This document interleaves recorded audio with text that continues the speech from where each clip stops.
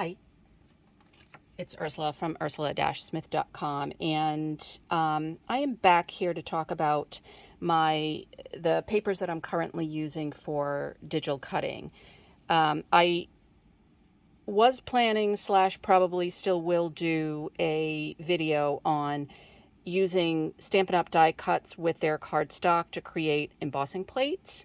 And so I was playing around with that concept with my mom when I was visiting her and played around with the different cardstocks. And they have it's at least new to me, thick basic white that I had not used before, and that ended up working better. So I brought a bunch of these cutouts home with me, but they went through the suitcase, they had been rolled, and they're really hard to line up, so I'll probably use a different die because this one's way too fiddly and I was starting to lose patience. So I'll do a video on that one. So this one is literally just to talk about the different papers that I've been using / experimenting with. And so today what I did try was this Stampin' Up! Paper on the silhouette. I love Stampin' Up! Paper, and most of my cardstock is still Stampin' Up! Cardstock, but I never loved it cutting on the digital cutter. It's very fibrous, and I always had trouble with it.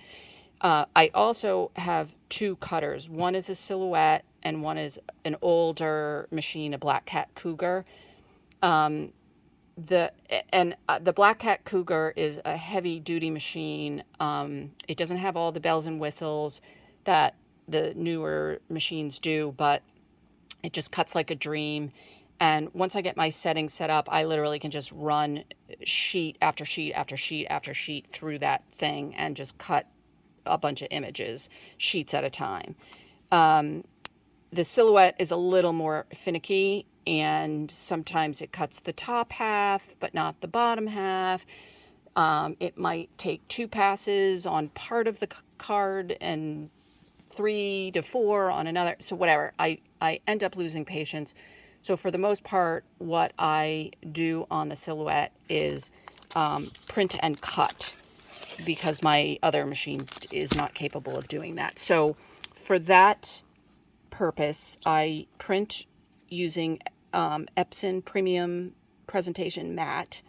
And on the associated blog post, I'll put my settings. I probably have posted them before, so you may be able to just look at a print and cut blog post and find them. They should be there. But for instance, this was a Sitka tree that my daughter painted me, and I am not capable of watercoloring like she can. And so I scanned it in and fiddled with it for a long time to get almost perfect print and cut. And so that's what I use this paper for. And that just cutting outlines, even though this is a little finicky, but certainly not super detailed. I mean, come on, the silhouette should be able to cut something like this, and it does. So that is what I use my silhouette for the most part. So today I tried the thick cardstock, Stampin' Up! Thick cardstock on the silhouette, and with varying degrees of success. So this one was at the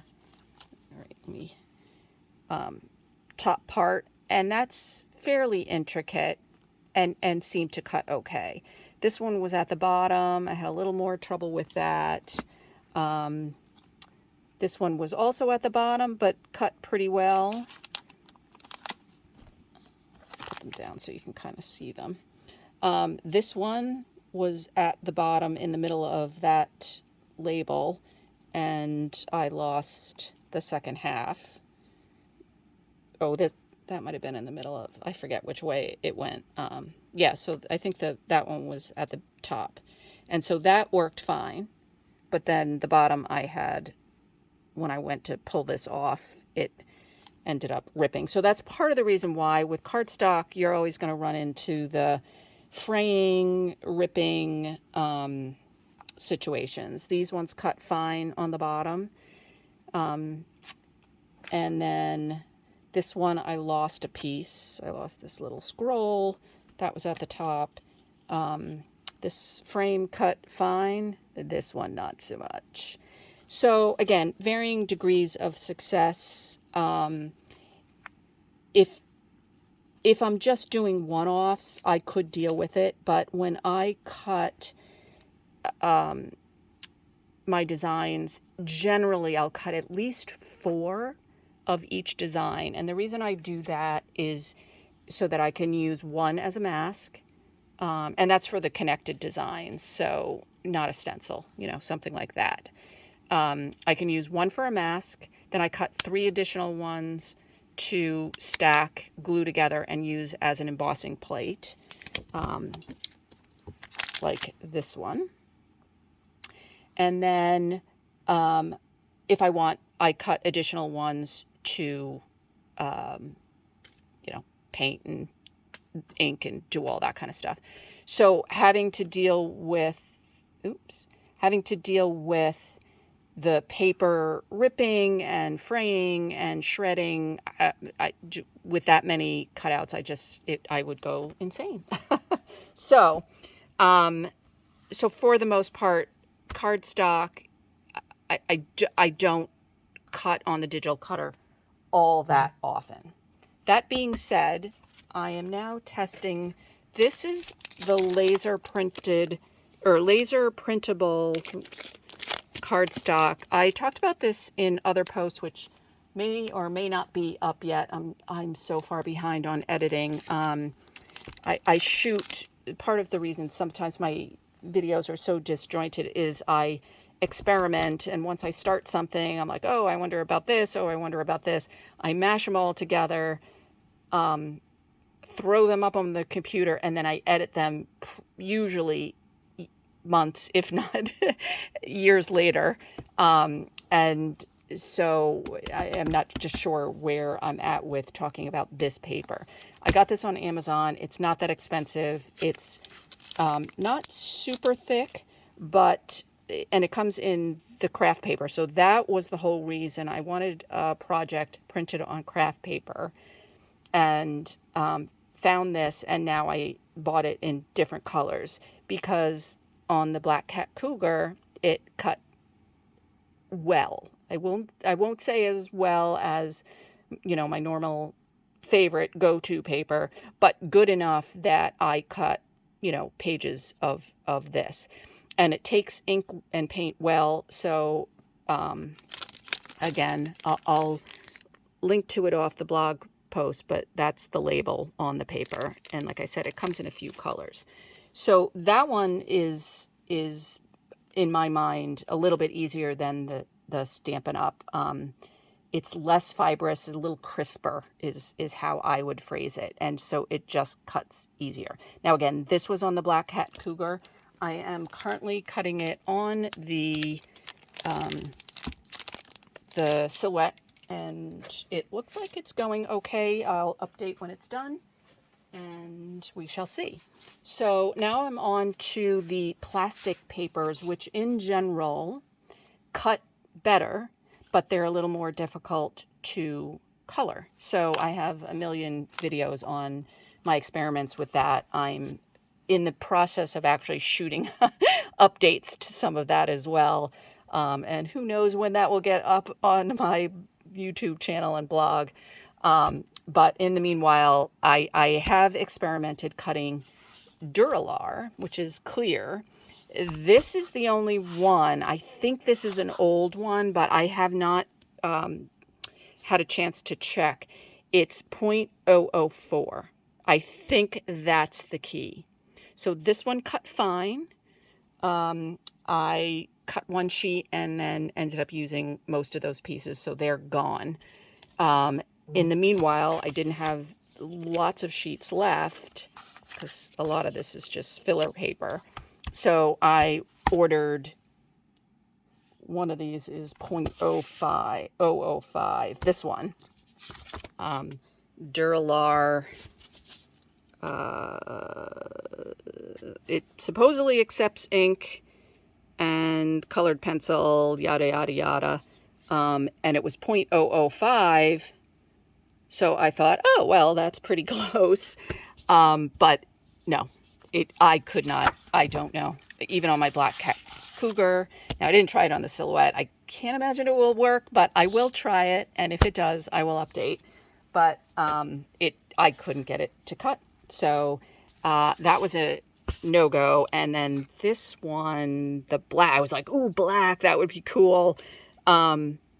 It's an 010 or an 010, and no, I couldn't get it to move at all. Oh, by the way, I could get these to cut with just regular dies, even the thin etched ones. So not sure why I couldn't do it on the Cougar, but that's where I ended up with that. So then we get to what I call kind of the knockoff Yupo papers. So this was the first one I played around with. SAA Yupo paper, 110 GSM, and it cuts great. It's very, very thin though, as is the next one I tried, which is the Terra Slate 5 mil. So this is a little bit thicker than this, but still thinner than the Yupo, and I'll show you the Yupo that I use. This one, if you're not careful and you just rip it off the cutting mat, you can tear it. If you're not careful, depending on your design, sometimes like I miss when I'm connecting designs, I connect them with teeny, teeny, tiny junctions, and if I'm too aggressive, these will definitely rip. The Yupo I have much better luck with. So this is the version that I use, the 74 pound. I mostly buy the white. I think it comes in a translucent. I don't know if it comes in a black. Ooh, I might have to look into that. But this is the one that I just, like I said, I just cut sheets of this. Again, it cuts like a dream. But then I have to spend the time coating it in order to use it if I don't want to use it white or don't feel like using alcohol inks. Not a big deal. This heavy Yupo, same thing as the Dur-Lar. Just couldn't get a cut into it. And this one, even with the etch dies for sure, I can't cut. I believe I have cut it with the wood ruled dies. But I will update if I can't, but I'm pretty sure I have done that. So I don't know if you're going to be able to see the difference. Probably not. This is Yupo, and then this one in this hand is the Terra Slate. So it's just a little bit flimsier. It's probably really hard to tell. If you were in person, you could definitely tell the difference. So this is my sheet of Yupo paper that I just cut in the time that it took me to cut just these few Stampin' Up, which I still haven't finished completely weeding, 'cause I'm hoping I can somehow cut that and make it usable. I cut this sheet and then an entire sheet of 9x12 with these designs, plus a few extra phrases. So here's my other part of the memories. So like I said, to me, saving the time on the cutting, especially because a lot of times I use my designs as masks and embossing plates, the plastic paper just works for me. And so I did want to show you, like, this is how easy it is to pull up from my cutting mat. And I mean, I'm not being super aggressive, but I wasn't being totally kid gloves. Then this is the brand of cutting mat I'm using right now. I am going to try another one that's slightly less. You get a pack of 3 versus 2 for just a little bit more. But this one works great. I can probably get, I will say maybe 15 to maybe even 20 sheets of 9x12 intricate cuts. And I mean, you can see I fill the entire page. Oh, I left a couple of spots, but in general, fill the entire page before I have to come through and add some extra adhesive. And so what I do for that is I use this spray bond basting adhesive. It doesn't gum up as much as some of the other spray glues. There's a something pixie, and that one works fine. So the basting adhesive, you don't get as many passes out of it, but I'd rather, it's a quick spray. I'd rather do that a little more often rather than gunking everything up and having the blade, get trashed and stick and all that kind of stuff. And so again, I love these tweezers. This is the Creative Expressions. Again, I'll have to update that in the blog post, but these were the original. I mean, I've had these forever, probably for like 10 years, maybe even longer than that. Super fine tip. No, it's not going to focus, but yeah, super fine tip. They make knockoff ones, like here's one. It looks the same, but it's not quite as fine. So for pulling things off the mat, I like this. And then I just kind of go around and I just basically use it to loosen it, so that, especially if I'm doing the thinner Yupo, or the thinner Yupo knockoff, I don't rip it. But I mean, again, the Yupo just comes off like so great. And then when I'm done, I'll pull up the big pieces with the tweezers. Then I'll scrape some of the stuff off with my fingernails. And then don't go crazy with this thing. This is just a very thin and fine, thin scraper. And so I just try to, all those little fine things, just kind of try to scrape them off the mat. But if you really kind of dig at it to scrape all the paper off, you will remove your glue and have to replace or update your mat a lot sooner. Ask me how I know. So anyway, hope that all helps, but this is my paper of choice, again, because of what I'm doing. If you are not making embossing plates, you're not using them as masks or stencils, then this paper may be too much of a pain because you have to coat it in order to ink, not so much paint it, but any of the water-based inks, you definitely have to do some coating on it. So you may want to put more time into cutting regular paper instead. So anyway, I will update when I find out whether that laser printable paper works, and then I'll link to as much as I can from the associated blog post. But hopefully that was helpful. Thanks for joining me, and we'll see you next time.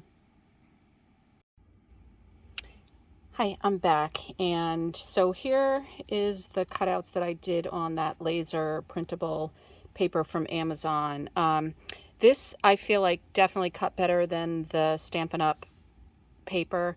So again, as I mentioned, Stampin' Up! Paper tends to be more fibrous, which is great for taking on inks and that sort of stuff, but it doesn't cut as well on the cutter. So this one I had a lot less trouble. There is one spot right there where I was a little too aggressive and ripped it. The other thing I will mention is the Silhouette mat is kind of getting toward the end of its life, so it's not a fresh mat.